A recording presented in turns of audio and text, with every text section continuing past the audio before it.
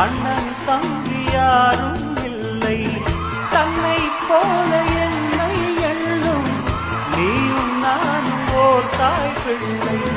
தம்பி உந்தன் உள்ளந்தானே அண்ணன் என்றும் வாழும் எல்லை. ஒன்றாய் காணும் வானம் என்றும் ரெண்டாய் மாற நியாயம் இல்லை. கண்ணோடுதான் உன் வண்ணம், நெஞ்சோடுதான் உன் எண்ணம்.